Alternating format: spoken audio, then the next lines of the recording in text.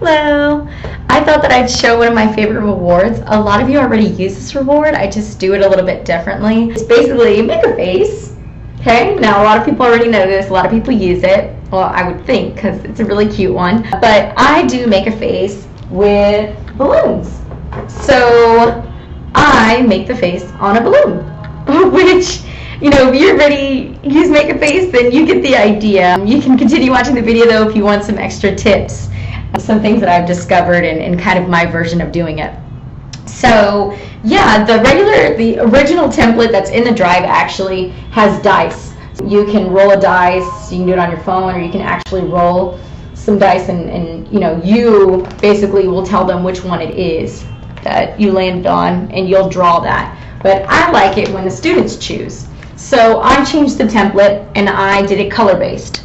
So red, orange, yellow, green, blue, purple. I tell them you're going to choose your face first. All right, every time I reward them, they choose one. So they choose their face, and you know, I tell them, do you want red, orange, yellow? And most of the kids are really good with their, even level 2, they can, you know, yell at their colors. But if they're not, then I really just say it slowly and make sure. So it's also good practice for their colors.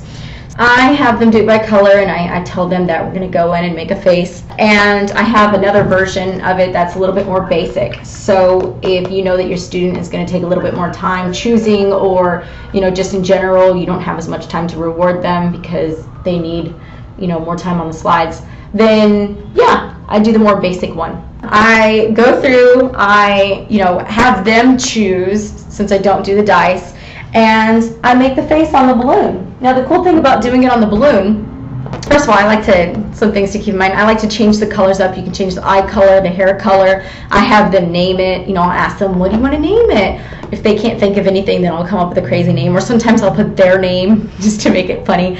If you have a darker colored balloon, then you can do multiple faces because they can't see the other side. After class, if you say, oh, I don't want to keep blowing up more balloons or whatever, then you can just erase them and use the same balloon the next day. So one of the cool things I really like about using the balloons is that you can add extra little prop. If it's a girl, I'll put the little bow in the hair, or if it's a boy, you know, I'll put a little mustache sometimes, or a hat.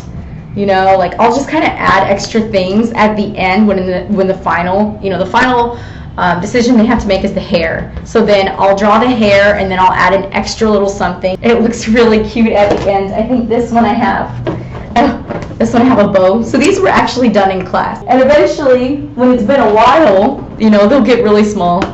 So then sometimes, you know, it's really cute when they're little. So you can see I've done this. Oh, this one I didn't do anything on the back.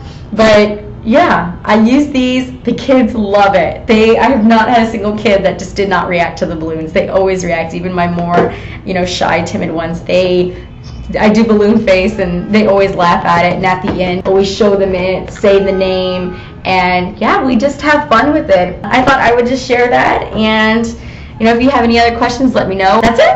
All right, have fun with it.